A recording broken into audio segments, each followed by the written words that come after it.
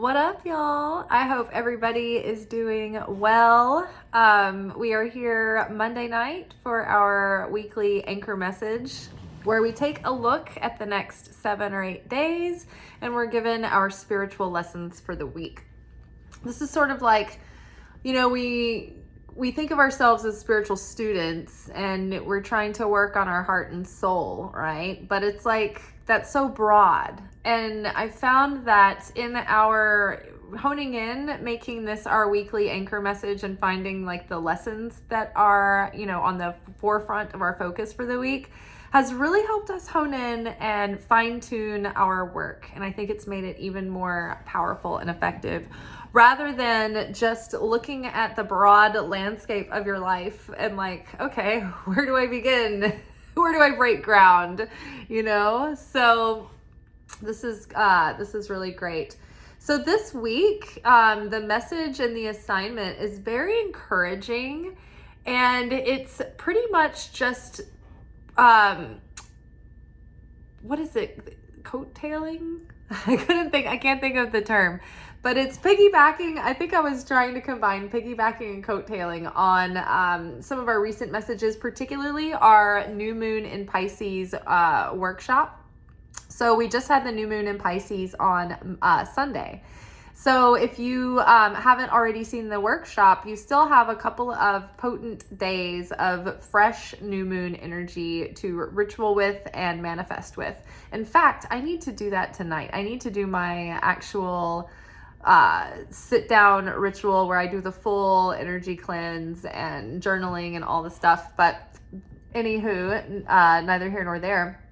But I feel like this is really honing in on the recent themes and boots on the ground. I mean, this is what everyone is talking about. Everyone feels the depths of Pisces season so much more poignantly this year than, maybe in recent years past.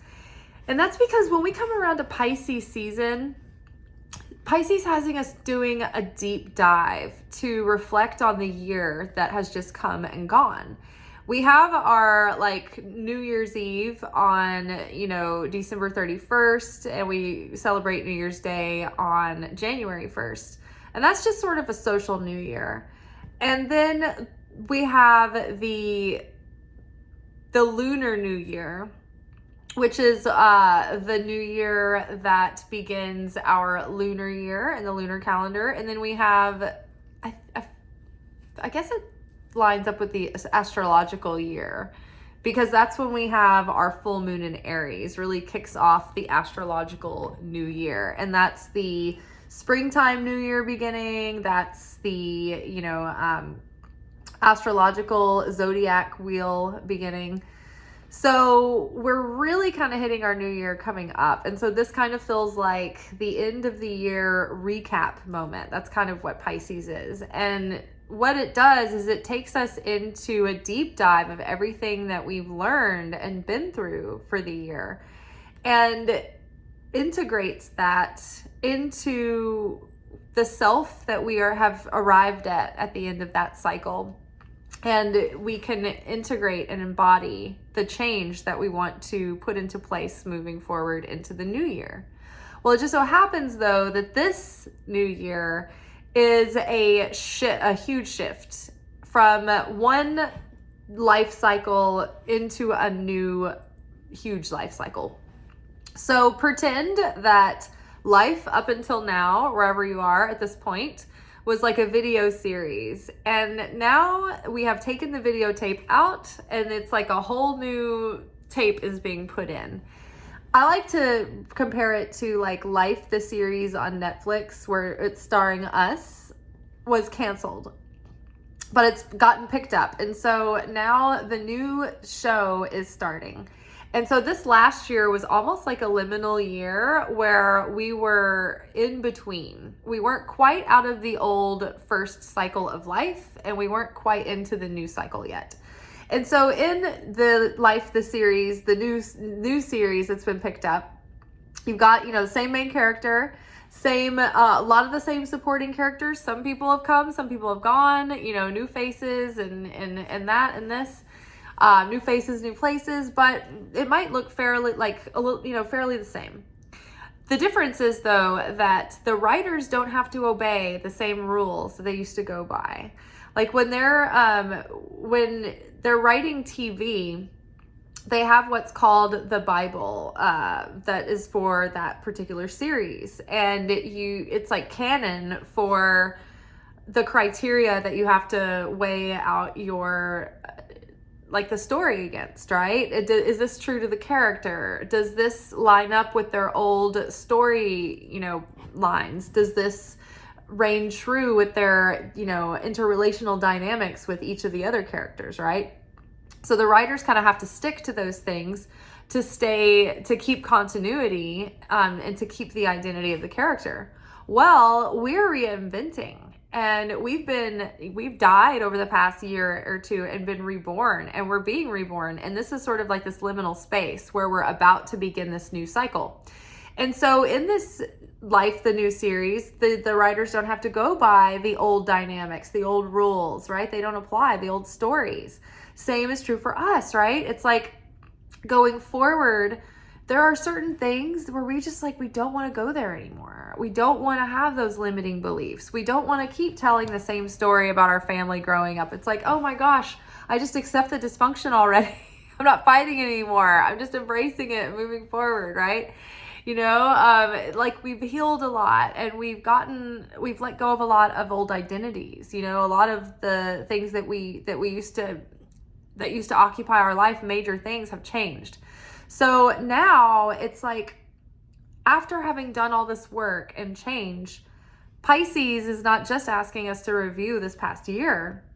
It's like we're really doing a life review, and we're really coming into full realization so many of our patterns and tendencies and weaknesses, addictions, strengths, all these things about us. It's like, okay, we're having this next level awakening.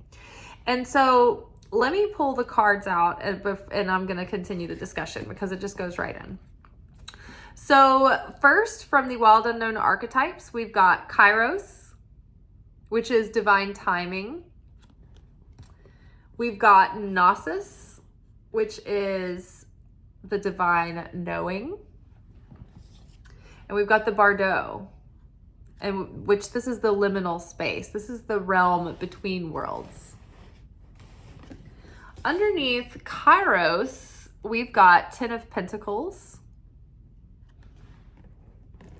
Underneath Gnosis, we've got 4 of Cups. And so underneath the Bardo, we've got the Moon.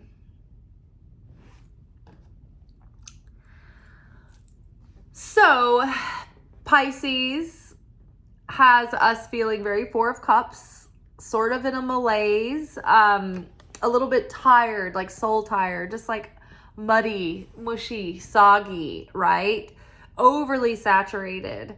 There's been so much emotion being pumped through, and then there's been so much realization, so much that's been reorganized in our mind and in our thinking and in our consciousness and in our feelings. And so then we're also becoming made aware of things that are now, it's like we've emotionally resolved these things. We've done we've done so much work around changing our mindset and, cleaning up our habits, or trying to, and it's like, what is the last piece of the puzzle that's really holding us back? And a lot of it is living in our nervous system now. Now it's about re-regulating the nervous system and rewriting the new habits that we want. So it's going to come down to practicing consciousness and literally physically practicing pausing and going against our default responses so that we can break those habits and literally create new positive patterns. But creating them using our free will and our conscious choice and our cosmic sovereignty. So Kairos. This has come up for 3 weeks. This is the divine timing card. And it feels like the universe is hey, we're in a countdown and really amazing things are pushing up against the edge of your reality, and they're about to come in. So while we can, we need to clean up and get extra clear about these patterns so that we're not carrying this old baggage and these old tendencies and old limiting beliefs into this new cycle. Because we're like one tick away from having this next level of fulfillment come through. And this could mean, new levels of relationship, right? Maybe you start meeting a different caliber of people if you're single. Maybe the relationship you're in goes to a deeper level. Maybe you've always felt like you wanted to really align fully with your life purpose, or like your career hasn't quite taken off to the next level yet. There's something still missing that we haven't quite attained, but it's very close. And it's basically on the other side of all of the spiritual transformation that we're doing.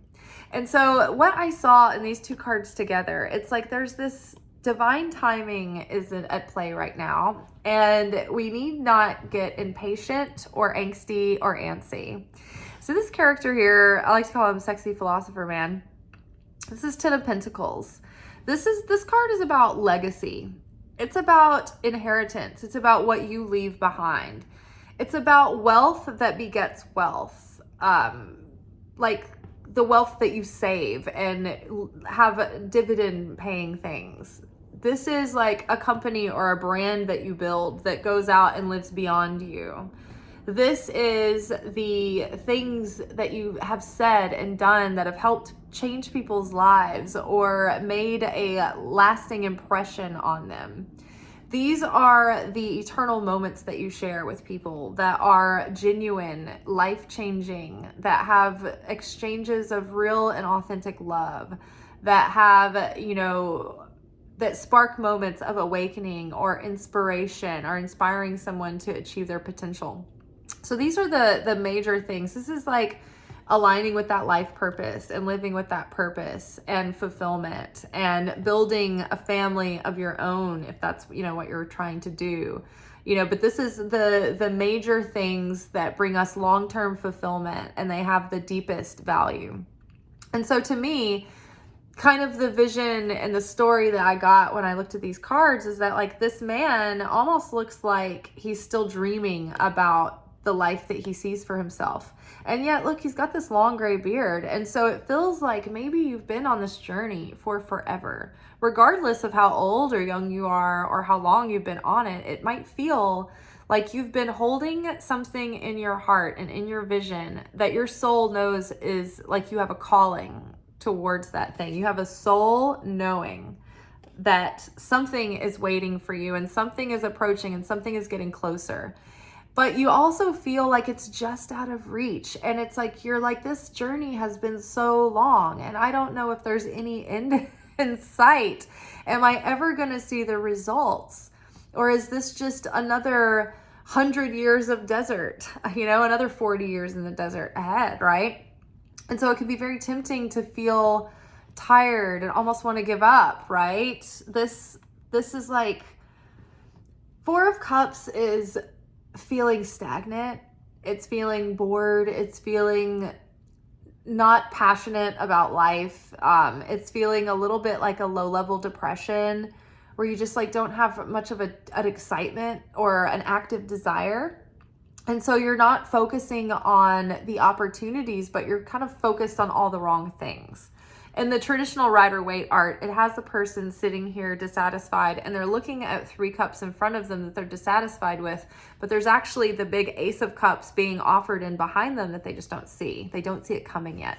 So again, in this picture, it's like this person is sitting in a rainstorm, all of their own making, and what they don't see is that they do have a friend and helper holding that umbrella over them. There is shelter, there is provision. They're not seeing the positive. They're not seeing the things that they need to be in a state of appreciation for. But at the same time, there's like this knowing inside that something is coming, something is building. And so resist the feeling of slowing down and giving up and throwing in the towel, or resist that ego lie that tells you don't get excited and you'll just get more disappointed. No. Without excitement, nothing happens. Nothing comes. Nothing is manifested. We need an active desire in our hearts, a passion, an excitement, when we do the acts of the things that we're doing. Like if I get on this channel and I'm just in autopilot mode and I don't care and it doesn't excite me, and people interacting and telling me that I made a difference doesn't excite me, then there's no energy with the universe. There's no magnetism. So the passion, the desire, that active desire to make an effort and to go after it, that's the thing, that's the gasoline, that's the magic sauce. So don't give up now. Something is coming very soon, but it's divine timing is at play and other people's free will. But what I also do see here is that he is almost like he's seated on his own destiny. Like this is set aside and saved for him. It's like he has claimed this and put it aside and staked his flag, right? This is like the vortex. We talk about this on this channel sometimes, that the creator, the desires that have been put in your soul, that aren't like the fleshly ego desires, but those things that give you a sense of purpose. And they're so strong that you feel like even if you were never successful, even if it never was fruitful, even if it never turned out just the way you wanted it to, everything would still be fine and you'd still do it, because it's like it gives you a sense of meaning and it gives you a sense of purpose, and you're doing it because your heart is in it and it gives you love and it lights you up, and it's this urge to share and bring goodness to the world. That is a soul-led desire. And when you have that kind of desire in your heart, that kind of dream, just know that the creator has that set aside for you, and it is part of your divine destiny. There is the fate, which is the hand that we're dealt. And if nothing ever changes about us and we don't awaken spiritually and we never do the work, it's like we'll just live out our fate. Destiny is the life that we begin to attain, that we merit through our transformation. So as we overcome our ego and our challenges and our weakness, every time we transcend a piece of that, it's like that night, the script gets written for the next day and a little bit of our destiny is tweaked. And so as we elevate our soul, we align like closer and closer to that divine destiny. And when I say divine destiny, that's when I'm describing that's like the highest form of your potential as expressed uniquely through you, through your authentic self, through your higher self in this life. And so the more that we become like that higher self, the closer we get to align with that destiny. And so every night when we go to sleep, it's like a miniature judgment day, and it's a miniature death where most of our soul ascends to the upper realms and meets with our like spiritual council, and we sort of go through like a play-by-play of the day and where we're at in our growth, right? We take a look at our cosmic scales of good, negativity, and positivity. And we weigh it out, right? Did you transform today? Did you overcome any of your darkness? Were you a vessel of sharing for the light of the creator? Were you in cause consciousness, or were you in effect consciousness? Were you in creator consciousness or destroyer consciousness? Were you in sharing consciousness or taker consciousness? Did you overcome things? Did you forgive? What did you transmute that day? Now, have you overcome something that has changed what the destiny that's written out for you the next day? If you have overcome some things, then that might mean that you don't need chaos to play out as judgment that cleanses your negativity. Or you may not need to learn a lesson.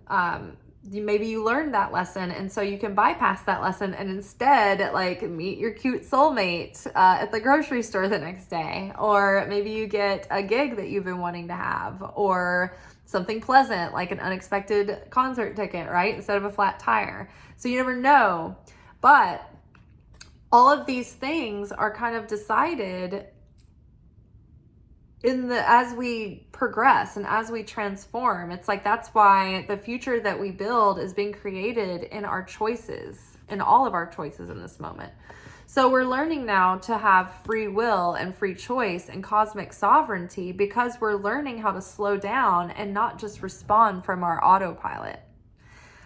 So timing is at play. So don't get impatient and don't get angsty. Instead, really ruminate and be in a state of appreciation for all that you already have. And then also get excited, because this you feel in your soul for a reason. And so just know it's already set aside for you, and you're getting closer and closer and closer.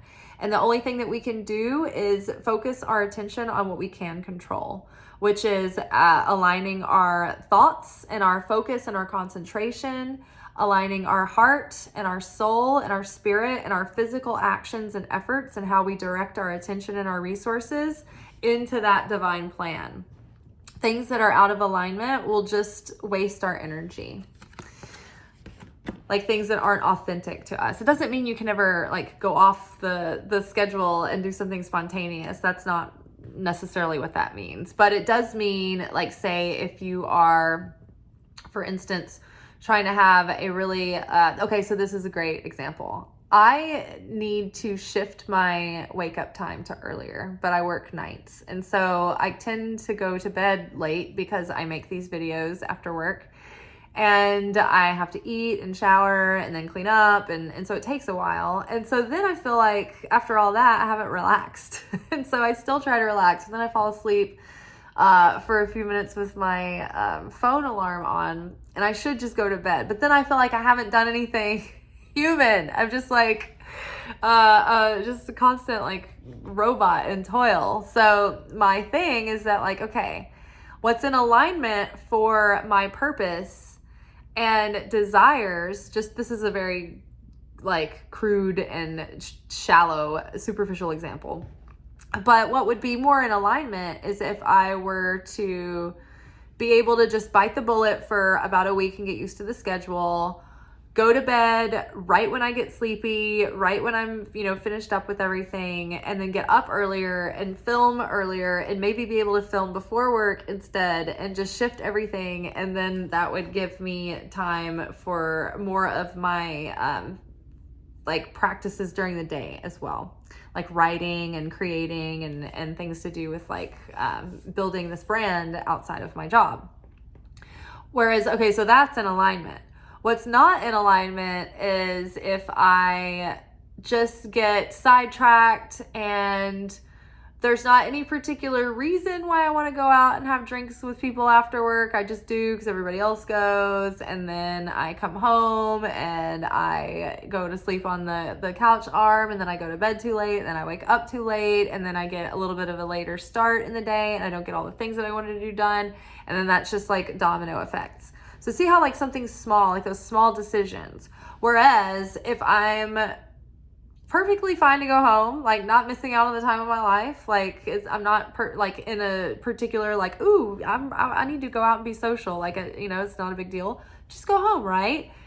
Feeling sleepy, get everything cleaned up, put away, fresh start for tomorrow, go to bed. That helps. That makes a big difference, but it's a small choice. We need to get into like our micro choices and figure out, okay, how can we make these tweaks that seem benign, but that are actually more damaging over the long term, cumulatively, than we think.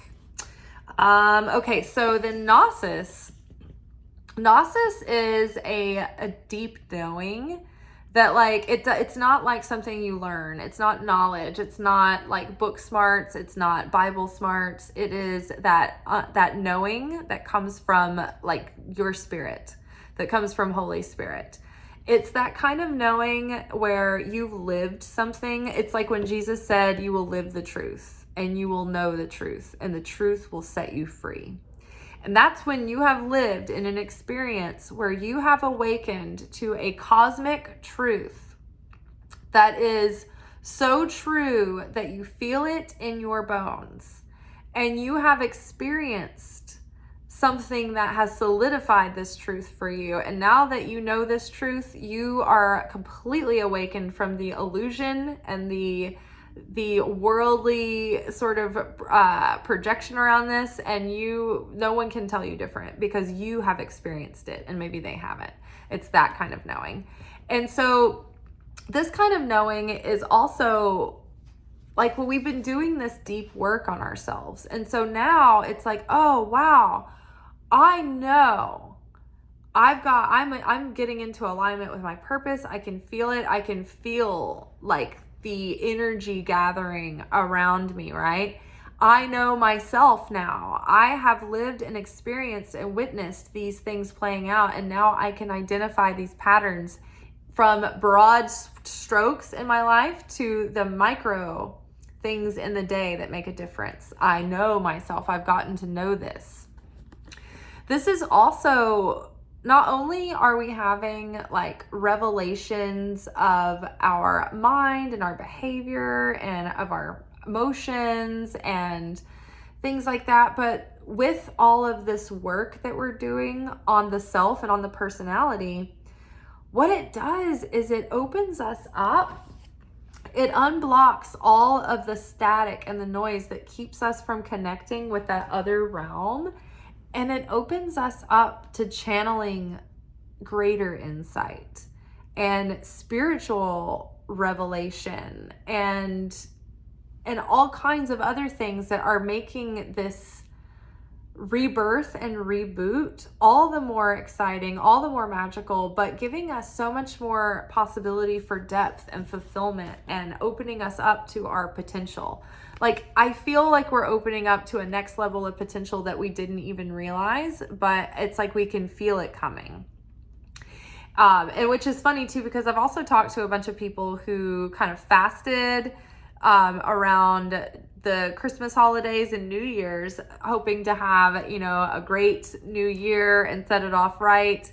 And then what they've been discovering too is they're like, oh gosh, I've been in like the depths. Like it's been really heavy. Like I thought everything was going to be like, wee. And it is. But first we had to go into those depths to really do the spring cleaning, to get in there and get all of that residue out that's just lingering, that creates this cloud over us that we don't even realize is there. And so we're doing the purging now, and it might be uncomfortable, but it's very cathartic, and it's lightening us up, and it's opening up spaces within us and without us, with on the outside too. There's space opening up that the universe is really getting excited to fill this new life that we're building with beautiful furnishings, beautiful people in it, beautiful experiences, beautiful new opportunities, love and joy and happiness and creation. But we can't rush it, right? We don't want to rush to fill that void. We want to hold it until the right thing enters, and then we'll know. We will know. We'll recognize it. It'll hit us in the gut like a ton of bricks. And the timing, oh my gosh, I can almost hear like the little divine clock ticking, getting closer and closer to that midnight, that ding, that magic hour where everything kind of falls into place. And so the way that we can best use this time now, leading up to Aries season, leading up to the portal that is eclipse season, the great accelerator, we're in the Bardo, and this is Pisces, taking us into not only the depths of our subconscious and unconscious, but that is also like a gateway to the astral realms. And the astral realms are related to the sacral chakra, which is this chakra down here where we have like our sexual organs. That's where the womb is and all of that. That's where the moon is associated with that chakra. Water is associated with that chakra, and the astral realm. And so the astral realm is it's the non-physical dimension that is exactly on the other side of this physical world. It's the gateway through which everything from the other side has to birth through in order to come into the physical. It's where souls are passed through. It's where all the blessings from Creator, any provision from the Creator, from spirit world is coming in through this liminal space and into the living world of the flesh. So astral, like planetary energies are swirling and whirling here. Souls are coming and going through here. This is where the dream state is. When we have a dream and at night and it's all playing out in this like weird world, that's the astral realm. It's not just locked into your brain. When people do remote viewing and astral projecting, they're in this space. And so this is like the veil between the spirit world and the physical world. Well, Pisces, this is all up in that Pisces area. And so the deeper we go within, the further out we get in the cosmos and the cosmic reality of things. And we've got the moon here, which is like things are being revealed that were previously hidden. So this is like, this might be things coming up in our social circles or in our life, like, oh, I didn't know that. And like suddenly like this news is coming to the surface. But also I think mostly what this is talking about right now is our own unconscious and subconscious coming to the surface. Like, what is holding me back? What is what is this last thing that I just can't figure out? And it's like, oh, it's coming into our awareness, right? We just had that new moon that is that Pisces moon, and it's pushing all of this up from the depths, right? And it's just coming up so we can skim it off and clear the waters. But the moon card is about facing fears. It's about facing insecurities and uncertainty.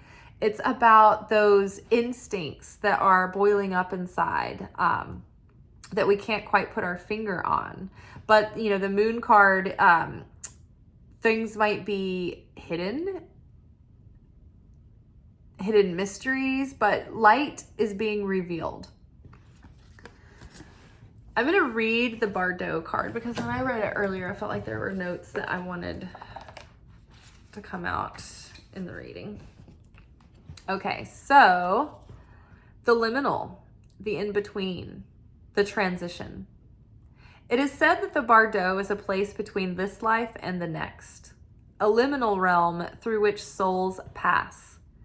Envisioning this inherently mysterious space creates the potential for us to rise above the concerns of this world and see our relationships through a cosmic and timeless lens. We may receive messages from those who are no longer with us, or see visions of lives not yet lived. In the Bardo, there is potential to forgive the unforgivable, to say the unsaid, to see the unseen, and to love the unloved, to let go of all the things that cause us pain. The Bardo suspends us in its spaciousness for just long enough to open us to a higher wisdom. Its energy does not belong to Earth as we know it, but rather to the cosmic network of which we are a single thread. The Bardo is not to be feared. Take advantage of its energy by recognizing what needs to be resolved. Trust that there is a message for you from beyond. Who is speaking? Go ahead and listen. When the veil between this life and the next is thinned, energy is stirred. This allows for remarkable healing and vision. When light, spaciousness, grace, forgiveness, truth. When dark, torment, dislocation, hallucination, and transience. To go deeper, the Tibetan Book of the Dead, Lament of the Dead by James Hillman and Sonu Shamdasani. So one of the things that stood out was in the Bardo, there is potential to forgive the unseen. To forgive the unforgivable, to say the unsaid, to see the unseen, and to love the unloved. To let go of all the things that cause us pain. So in order to access the Bardo, we need to go into a trance, and we need to let the mind go and not like completely surrender, let the mind go, and you find yourself in like a hypnotic trance. From there, Kabbalah teaches us about a process called proactive confrontation. And so in proactive confrontation, you don't just confront people willy-nilly just because you think you have some truth to share with them. You first factor in, is this my ego that wants to tell them this? Or is this something that the Creator wants to share through me? Got to be really honest with yourself when you ask yourself that question, because it's really tempting to get on your high horse and be very self-righteous and be like, no, surely I'm a messenger of the most almighty. So it's nothing to do with me. So yeah, first ask yourself that. Then ask yourself if you have the permission to speak. You may or may not. You might be interrupting someone's process by going ahead and telling them this. So ask that too. Timing. Ask God if the timing is right. Does the timing feel right? Because sometimes, you've been in a situation where you're like, I know that I need to talk to this person. I've come to resolve my emotional triggeredness. I'm not emotionally charged anymore, but I still feel like it's not quite the right timing. And then when you know the timing, and it happens, and the conversation presents, and it just flows, and you're like, oh, I've been waiting for this to come up, and it's just those magic times, right? So it's like that. Another question you have to ask yourself is, does this person have the capacity or willingness to hear me, to understand what I'm telling them, or the fertile ground in which the seed can be planted and then something can be done with this? And then the next step before you actually bring the conversation to the person is you go into the astral realms.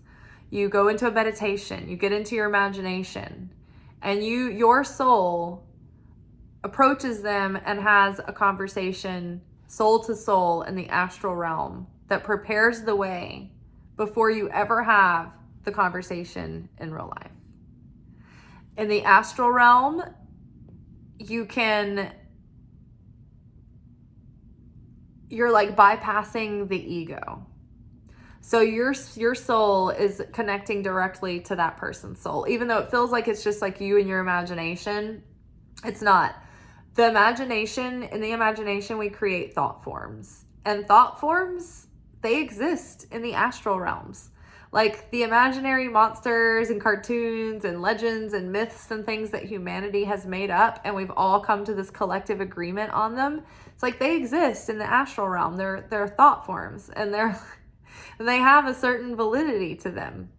And because we all agree on them, and because of our collective consciousness, it's like it adds to their substance and power. So crazy.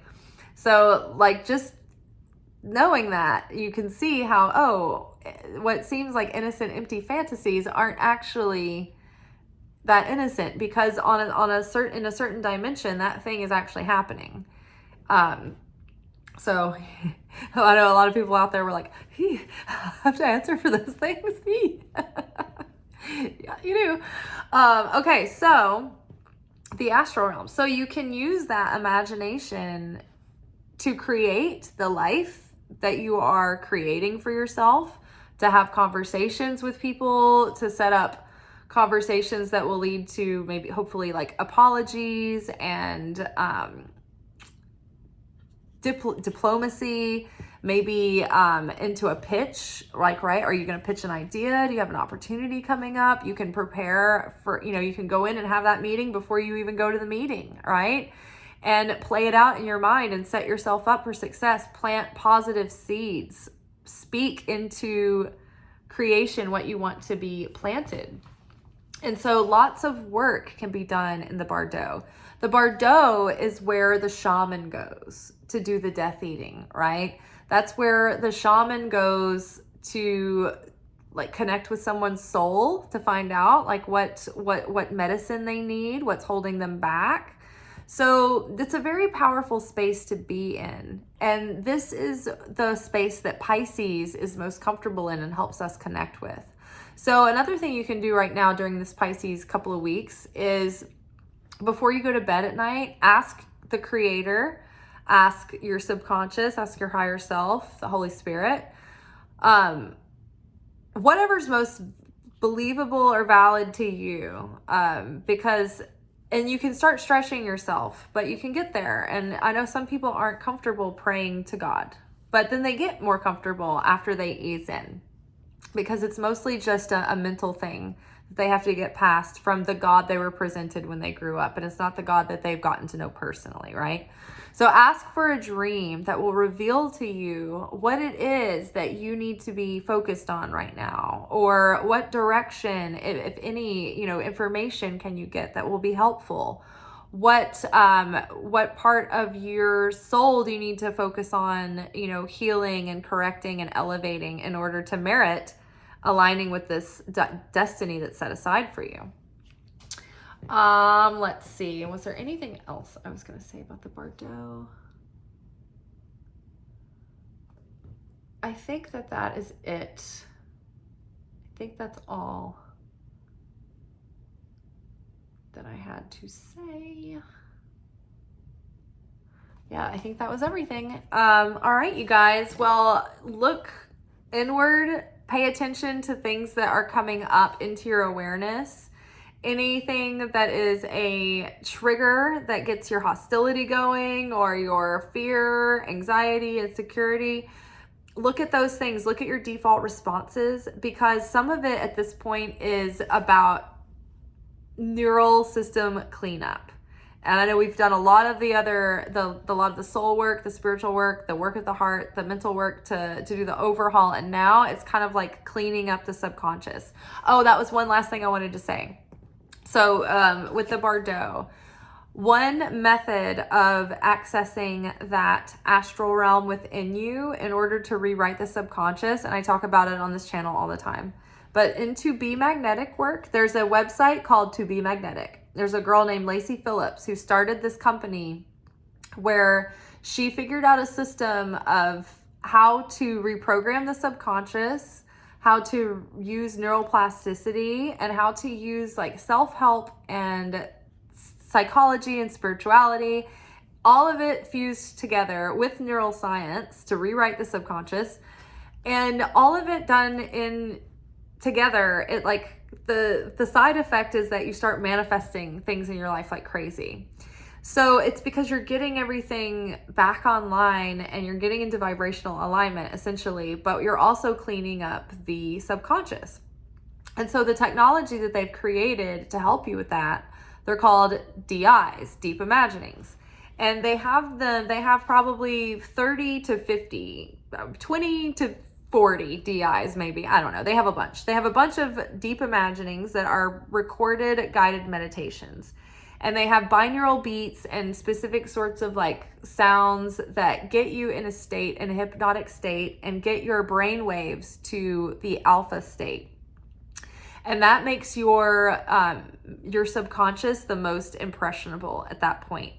And when you do these meditations, they take you through, and you can go into like the subconscious presents things to you that you don't see coming. And you are able to basically do that proactive confrontation where you relive an experience, or you rewrite it, or there's so many things that come up. But sometimes I literally feel like pulses in different parts of my body that are like, and it's like a block being released. You can feel it. It's crazy. Sometimes it brings forth like shaking. Sometimes it brings forth crying. It just depends. You might have seen videos of people doing like breath work that brings these things on too. But that's part of the To Be Magnetic work. And they have workshops that are focused in on all the major categories of your life. Unblocking money, unblocking love, reintegrating the shadow, healing the inner child, just how to manifest in general. So it's an amazing like website that I feel is worth the membership. I've had great results. I like just the mental and emotional shift has been worth it, not to mention all of the manifestations that come through all the time. So it's a really great system to give you structure, and I think it pairs perfectly with Kabbalah.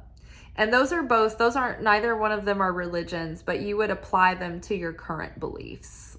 Kabbalah is an original wisdom of Abraham. It was given to Adam in the garden, and it was passed down through the spirit to these great sages and verbally through the ages. But it's not necessarily a religion of its own. It's like a spiritual application of the beliefs of your faith, and a practical application through your life. So using those two, I feel like they work hand in hand together. But if you're looking for a way to rewrite your neural system and you don't want to go sift through the internet and find free meditations, To Be Magnetic is $30 a month. I have an affiliate link below. I think I manifested an affiliate program with them because I was telling everybody about them in every video and everywhere I went in life for like a year. And I kept saying, they need an affiliate program. I'm going to be an affiliate. And I signed up as an affiliate. Yay. So I have a 15% off discount code. And one caveat about their website is that you can either pay by the month or you can pay the year upfront in full, but you can't cancel your membership. You have to be locked into that yearly commitment. Which made me kind of nervous for a while, and I was reluctant to join. And so I just listened to their free podcast, which is To Be Magnetic Expanded. And that really did a lot to kickstart the work. It was pretty effective just listening to the podcast. But and you would look for the podcast process episodes where it takes you through the process and like someone gives their sort of testimony about like their whole experience with the workshops and like how they called things in and what they were able to transmute and transform within their lives. But I don't know, I think it's totally worth it. But yeah, that's like $30, or you can use the 15% off discount if that's something you're interested in. And if not, you can try out the podcast. And after I listened to the podcast, I was like, this is something that I'm going to be really into. So I just got a membership, and this is my second year in the membership, and I've never regretted it. But there was something else there was an episode literally of the podcast that was entitled Codependency. And it was an episode about overcoming codependency. And I didn't listen to it at the time. I put it off for a few weeks because I knew if I listened to that episode, it would probably bring on the end of my relationship at the time. And it's so funny because we were approaching Rosh Hashanah for the year, which is a big time of year where a lot of things in your life fall away if they're not in alignment. And I went out on a walk and I felt a lot of conflict and tumultuousness in my relationship, but I was really ready to face the codependency and deal with it come hell or high water. I was willing to accept the consequences. And I listened to that episode, and in a day, either the next day or in a day and a half, me and my boyfriend at the time broke up. And it was great. It was the best thing that ever happened to me. So after that, after listening to one episode of that podcast, or not, that wasn't the only one I'd ever listened to, but that one specific episode, knowing if I listen to this, we're going to break up. And it wasn't even that I broke up with him. He picked a random fight with me and we broke up. And it was like, oh, he just broke up with me before I could break up with him. It was crazy. So it really worked. And after that, I was like, okay, I'm just going to join, and never looked back. So try the podcast. It's definitely very effective. And like this video, subscribe, share, comment. You can save it in a playlist. Any little action that you take helps the video get out into the algorithm, and it helps someone else find it who might need the messages as well. So I certainly appreciate everybody's participation, and I get really excited about the comments. And if your comment sits there for a few days, it's not that I wasn't excited to see it. It's just that sometimes I get really busy and I haven't had time to answer them yet. So I will see y'all tomorrow for our weekly manifestation oracle message, where we take a look at our manifestations and see what we need to focus on for those. All right, y'all, be good, but not too good. Ciao.